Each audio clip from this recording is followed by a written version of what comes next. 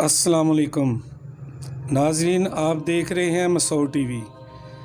नाजरीन, शेख अमजद साहब से मालूमात करते हैं कि कार एक्सीडेंट जो हुआ उसकी तफसील जानते हैं।